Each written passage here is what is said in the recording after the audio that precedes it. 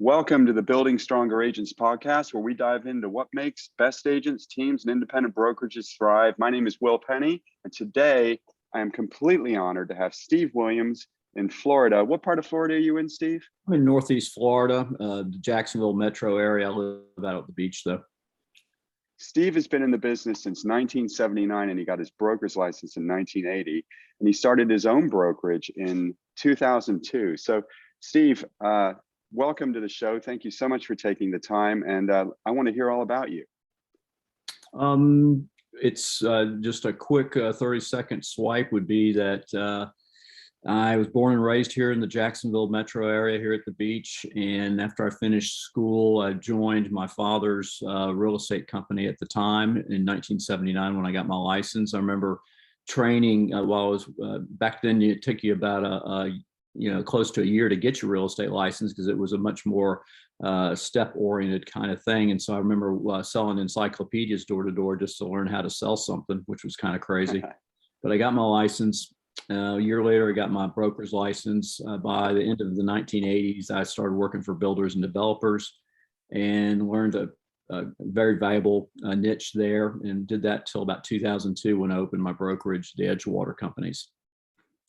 Excellent. And when you opened your brokerage, were you still actively selling? Yeah. Oh, yeah. I've still been my main selling person, I guess, in my brokerage. I have 3 other agents that are licensed with me. We've been together for a very long time. We've done a lot of new home developments together, where we provide the sales team and the infrastructure and everything for the sales and marketing. It's been very lucrative for us over all these years.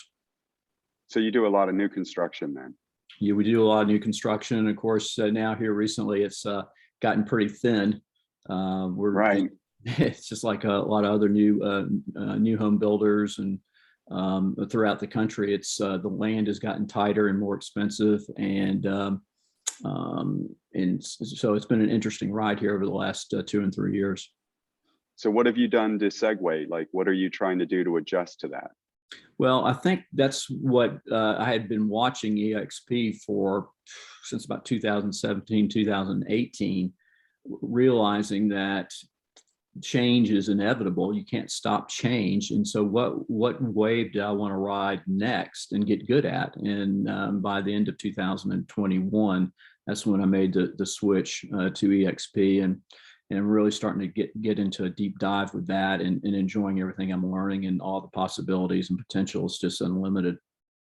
So you're back to your team. We'll get to EXP a little later, but so you've got, it sounds like your team was a lot like mine. I had my own brokerage since 2001, and we we all came over, 4 main agents, all women, and then I have a closing coordinator.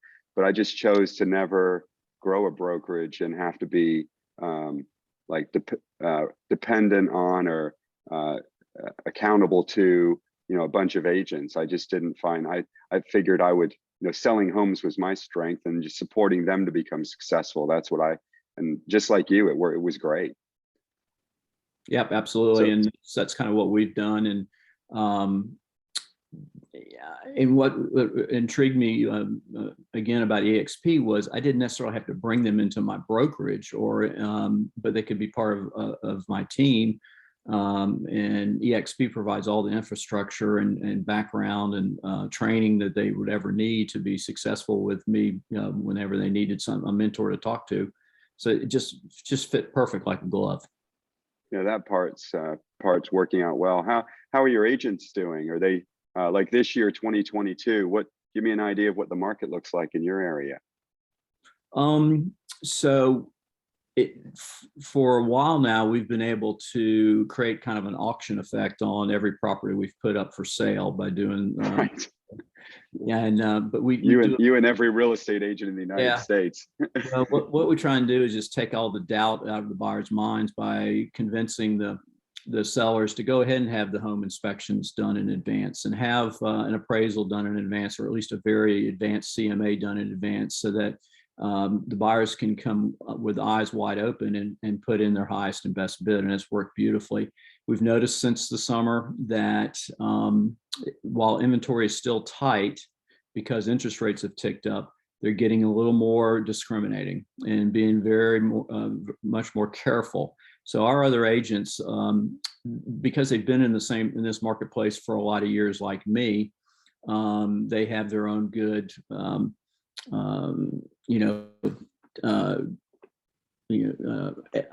customer base that they've constantly turned to for a steady stream of business, and that's been a good foundation to fall back on, kind of an insurance policy.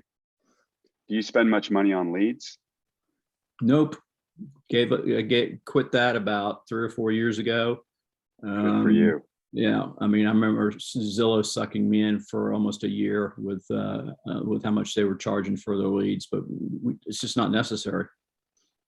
I spent money with Zillow, $3,000 to $4,000 a month since 2010 until last year, and it was a good run till probably 2015. But they just once they started competing with us, and then the ROI got lower and lower and lower, and it just didn't make sense. So we finally dumped them last year. So you've really taught your team members. You say it's you and 3 others? Yep, I'm kind of like you. I have my harem. I have my 3 top female agents. They're really good at what they do, and I don't have to do much to just occasionally when they'll call me, what do you think about this? What do you think about that? But again, they've been in this marketplace a long time, have built up a lot of friendships and a lot of professional clientele. So they've got somebody they can turn to. That's fantastic. Yeah, I imagine you provide a lot of value to them, just being like their rock, because it's great to be an active real estate agent, but you always want someone who's better than you or knows more than you do to keep you moving. A lot of people like that anyway. Some people just like running solo on an island, but a lot of people like having the support of a team leader, like, especially with someone with 43 years of experience. And it sounds like you've stayed relevant. Now, are you still selling houses personally? Oh yeah, I'm. This might sound a little crude, but one of my favorite real estate closing attorneys had a phrase I've kind of adopted. He's now retiring, but he always said, because he liked to develop real estate as well, and he always considered himself a deal junkie. And I just like the thrill of putting deals together, so I'm a deal junkie. That's what keeps me going. That's not crude at all. You're just you're like the rest of us. So what have you? I mean, you've been in the business a really long time, and agents. We're going to have all sorts of agents listening to this later. All different levels of experience. But what have you done, like in your mind, like what is your Superman quality that has kept you relevant for all of these years? Like what is it that you think that you go back to, where even though you're doing these busy things day in and day out, there's got to be something that's kept you going, that's kept your business up? What do you think, if you were telling someone that's getting into the business now and they would like to have a career as long as yours, what's really important? I'll tell you what's important to me is, and this I learned this late in my career. I wish I learned it or understood it earlier, but it's a focus in what you really want in out of your life or in your life. Just think of something. Know what your why is. You know what your why is. It's exactly right. And it's funny. I read this book when I was very young. I brought it out today, Think and Grow Rich. Great book. And I'll turn to it and read stories out of that occasionally just to remember, but it keeps my focus. When you have your why, it keeps your focus and it makes it fun. It's never ending. You should always you'll live a long life. You'll lead a healthy life. You'll be engaged. You'll max it out to the fullest if you know what your why 100%. Is. And if you know that, if you achieve that why, then stretch for a new why, a bigger why. And so that's got me through a lot of rough times, I have to tell you. What is your big why? Well, so I am living in the home I grew up in since 1969. And oh my goodness. It happens to your parents' house. It's my parents' house, and it happens to be oceanfront. And oh my goodness. And so It's back. You can see it a little bit back in the background there. Wow. So, anyway, since this home was built in 1947, so my big why is to we've been slowly renovating it and updating it, and because we're fortunate, we haven't had the big hurricane hit us like some other people, but you have to be cognizant of that this time of year going through October. Sure do. But it's a special place. It's a special community, and I wouldn't trade it for anything in the world. So that's my big Plus, why, is to have you've been this married a long time, right? 33 years. And how many kids do you have? We married late in life, but we were fortunate. We did have a son. He's 30 now, and he's incredible. He's in the financial business world. He just got married, didn't he? Got married in April, and I know you had a big hand in that. That's got to be part of your why. Your wife. It was for the last year and a half. That was certainly kept my focus as well. So we were able to throw a really fun party in Nashville for him, and big wedding, and so it just all makes it worthwhile. It enriches your heart, and it keeps you going. That's awesome. So like a guy like you had his own brokerage, like you're still very active in real estate. What is your typical day like? What does a typical work day look like in Steve's life?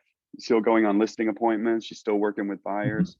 Yeah, still working with buyers. I remember, not that I wanted to, because I wanted to be on the beach over the 4th of July weekend, but I remember Sunday, July 3rd, had to show a client a home that we'd found. We've been looking for a year, and immediately got our purchase agreement in, got it all docu-signed and everything on the 4th of July. Of course, today's technology makes it possible. I just did it from right here, and then went straight out. So that's one of the things we can do now that we couldn't when we were early on. Everything was face to face. Like I got in '88, and gosh, back then for the first 10 years of my career, I was having it like I sold 60 houses when I was 25, and every one of them was face to face. Every meeting, every initial, every signature, face to face. There was no other way to do it because people didn't have access to even a fax machine. They may have access to a fax machine at work, but most sales are done in the evenings or on the weekends when people aren't working. And if any day you sold a house, you weren't getting home till midnight. By the time you went back and forth and ran it to the office and made copies, took it back to them. People that have only been in the business for the last 15 years, they can't even imagine having how much that slows you down. Mm-hmm. But my day is it's typically get up, focus on what I want to what my big why is, and then immediately hit the ground running, and trying to get an hour or more in phone calls done in the morning, and do an hour or more of phone calls in the afternoon, and maybe if some people I didn't get hold of, maybe in the evening. But that's all calling my spheres of influence in my top 150 to. You still do that? Yeah. You got to stay in touch with your top 150 because that's where your bread and butter is. That's how you get referrals, and all my business comes organically, practically. Yeah. But I still, because I like the thrill of it, I still will go out on for sale by owner appointments. So I'm calling for sale by owners out of Zillow, and I have a certain way I approach them from a spirit of giving and not from a spirit of taking. And take a minute. I want to stop you because this is really important because a lot of agents don't prospect anymore. Because I used to be very active with for sale by owners as well. For those agents that would like to be successful at talking with for sale by owner, and you still do it, what's the best way, in your opinion, to approach a for sale by owner? Well, I just simply call them, and I let them know right up front that I'm a broker here in the Beaches area, and I do. It's true. I have clients who are Chicago, the Northeast, Virginia, who would like to move here, and I say, look, I just want to your Zillow pictures look pretty good or they don't look good depending on what it is. I don't tell them that on the phone, but I really would love the opportunity to just shoot a quick video with my phone, and I will get back. I will send that video back to you so you can post it in video if you just let me come over. I promise I'm not going to try and list your home. And also in return, I will give you a couple neat tools that will help you sell your home yourself. And so that's how you open the door, and you go in with a spirit of giving, and you don't smell like commission. You don't have commission breath on your breath. That's very, very important to not have that. That's the way I approach it. And I share a couple of 4 or 5 tools. Give us an idea of what do those tools look like, So specifically what those tools are. Okay, so I have one sheet that's a list of other for sale by owner websites that they can post their home on other than Zillow. Everyone thinks Zillow is the end all. So I share them with that. And most of them are free still. And then I'll give them a printout, a 1-line printout in MLS of what is sold in their neighborhood recently, so that they can, if a buyer becomes interested and they try and test them on price, I'll go, you just show them this list and show them you've done your homework, and they'll know you're for real. You know what you're doing. Fantastic. I'll give them a estimated expense sheet. If they tell me over the phone they're willing to pay 2% or 3% if I bring a buyer, then I'll work up an estimated expense sheet from the seller side so they can gauge their offers and to understand what they're truly going to net. And then I'll share with them, I'll show them I'll go in with my laptop and I'll have their ad up on Zillow, and I'll open up my laptop and I'll do one tip I give them. I said, no, now you see that tab at the top says contact agent. This is why you're getting so many real estate agents calling you, because those buyers are tapping on that tab. They don't know to call you until they scroll way down to the bottom of your description. And so I teach them to take their phone number and just put it in the very first sentence of their description so that the buyers can see it, and you'll get more buyers to call you. And so that's really helpful. They start to open up and realize I'm not there trying to list their property, that I'm actually trying to help them. And so they, anyway, it opens their mind, and I come from a spirit of help. And so when most of the time they do get frustrated, they can't do it themselves, then they'll come back to me. They might call me. I'll stay in touch with them afterwards and just see how they're doing. So it works. I'll probably, out of 10 for sale by owner appointments, I'll probably list between 2 and 3. Anyone listening to this, if you discard the rest of this podcast, this interview, listen to that, what Steve just said 5 or 6 times, because it's gold. Thanks for sharing that, Steve. My pleasure. So now I want to talk to you. So you've had a very successful career. What kind of volume did you guys do last year? Or what do you typically do in a year? We've been typically between 30 and 40 million. Last year we did 43 million. We're halfway to that now. So wow. So you guys are selling a lot of houses. Mm-hmm. And most of your business is still referral based, because you're still making your phone calls. Still making the phone, because no magic in it, is there? No, I mean, text. If you can't get hold of them, text is okay, but it's still not as good as a phone call. Phone call is going to be your number one. If you can get somebody on the phone just to check on, I mean, I have all my top 150. I know their birth dates. They get a birthday card every year. I put some scratch off lottery ticket cards in there, and I say, hope you win big on your birthday. And I'll send that out, and I'm constantly looking for new ideas to make sure I stay at top of mind with them constantly. So they usually get touches from me 2 to 3 times a month. Wow. It's a belly to belly business, man. People are trying to reinvent it, and it's about having conversations, staying top of mind, building trust, building trust and staying top of mind. And you'll never have to worry about running out of business and you're case in point, 43 years later, and you're still excited about it. So Yeah, I still love the business. I'd be bored out of my mind. I mean, physically, I wish I could still surf like I used to, but I'd probably spend more time surfing than I did selling real estate. But that's awesome. anyway, So obviously you've had a very successful career. You said you've had highs and lows. We all have.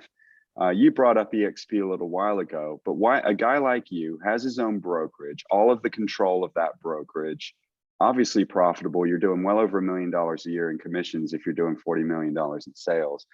What clicked with you that made you start thinking about EXP? the main thing was I've been looking for an avenue where I could cut back on how hard I worked and enjoy more of my lifestyle. And the only way I could do that was to start to build up a savings and a residual income through some avenue. And you don't want to distract from what you do as your number one profession by getting involved in trading stocks or anything like that. So this was, I mean, it checked all the boxes for me as far as have a chance to earn stock through the number one growing real estate company in the world now, and to share a wonderful platform with many benefits to other agents. Including your team, right? Yeah, like my team came aboard with me, and to other agents out there. And that would slowly over time build up a residual income. So I didn't have to always be out there, going, selling real estate on a 4th of July weekend. So not to make it about me, but you and I are like twins. I mean, I had my brokerage since '01, a year before you. You were licensed 11 years before me, or 9 years before me. We were going along great. Loved our business. My team is amazing. I'd be nothing without them. Although I still sell about 60 houses a year myself. But the one thing that was going on in the back of my head is that I make a very good living now, but how much money do you have to save to spin off, half of what you earn now? I mean, it's millions and millions and millions of dollars you'd have to have saved to spit off, a 6-figure or multi-6-figure income when you retire. And that is the hole in most successful real estate agents' world that they choose not to think about. And that's why real estate agents don't retire. They just die.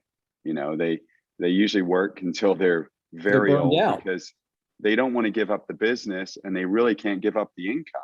No. And the thing that clicked with you and also me was that EXP, because of the way that they are built, and it took a long time for a guy like me to see it because I'm very analytical and I'm very cynical as well. But they built themselves not like the franchises, not like any other. You'd never have a broker like you go to one of the other national companies. You'd feel like you were giving up. But EXP, right, it didn't feel like that. No, they give back. But it doesn't feel like you're giving up on your brokerage and just going to another company. They totally. absorb you. They absorb you, and you still get to run your own brand and your own thing with all of their tools and power behind you that pushes you faster. And the thing that I love is that my team, my team is doing better because now they've got resources that they didn't have before, and training and everything else. But like you said, when a company can give you two things because of the way they're built, and they're being cloud-based, they can give you ownership in the company, and then they can share the revenue with you if you choose to help them grow it. Is a pretty phenomenal thing for guys like us that would like to have an end game. How's your team functioning now? What's the feedback that they've been giving you? They, it's grown on them over the spring, and because of how many, I've had 2 weddings this spring, they've had to reach Wow. out to them, and so they, for help and support, and it's always been there. They can pick up the phone, or they can, go to the campus, virtually, and get questions answered. They're very responsive. They're there, it seems like 24 hours a day. have you seen any setbacks, or other than the growing pains of doing anything new? I mean, you know, learning where the bathrooms are metaphorically, you know, whenever you start something new, you got to learn the new Well, people, and you've got to learn the paperwork and all of that. But other than that learning curve, how are you guys thriving now that you're with eXp Realty? well, the game changer for us, I mean, it was always difficult to compete with the national brands out there like Keller Williams and the ERAs and the Remaxes of the world. Some people would frown upon you because you weren't a household name, so to speak. Well, now that you're showing that you're powered by EXP, that name and that brand is gaining traction so fast. It's exponential how fast it's gaining ground. It gives us name recognition, and people will take us more seriously as a group that knows what they're doing and not somebody they've never heard of before. Yeah, I've found that to be the case. Although with my small brokerage where I am, we're not as densely populated as probably where you are, you know, in Ohio. And we've got about 8,000 agents, I think, in Northeast Ohio, and we've got a really big independent, and Keller Williams is still quite large. But eXp is growing so rapidly here. I think they said that there's, like, as of today, this conversation, there's about 300 agents onboarding the eXp in Ohio. So it's a lot. But the biggest thing for me, I wasn't really worried about the brand because my ego was so tied up in penny real estate. You know, I thought it was the best thing ever, and I kept it relevant just like you did. But just having, I was always worried about, as a broker owner, well, my wife's the broker. I'm not a broker, she is. But anyway, I was always concerned that, like, behind the scenes, who's having conversations with my people about, you know, better deals and better commission splits. And when I approached my team, it was very interesting because every one of them had been approached by an eXp agent. And so when I actually said to them, this is what I would like to do as long as you guys are supporting me, because I wasn't going to do anything without their support, because they mean everything. I mean, they really mean everything to me, my team members. Because it's not the Will Penny show in my world any more than it is the Steve Williams show in your world. So I had to make sure that they were on board. But they were so excited, like more excited than I wanted them to be. You know, because I wanted to say, no, Penny Real Estate's the best, please don't go. They didn't do that. They were pretty excited to make the jump. And now they're all getting stock in their Morgan Stanley account, and they're all, you know, they all have hope that they can grow a residual income as well. They have the same opportunities that we have, and that's a beautiful thing for me. Yep. So Absolutely. Listen, man, this has been a great conversation. I really appreciate you taking the time out of your Friday to speak to me. You've given us so much good knowledge, and I really appreciate your coming on. So thanks for your time. Thanks for the invite, Will, and I wish everyone out there the best of luck. And yes, do give eXp a hard look at it if you haven't done so yet. Yeah, I appreciate that. You have a great day, Steve. You too, Will. Talk to you soon. All right.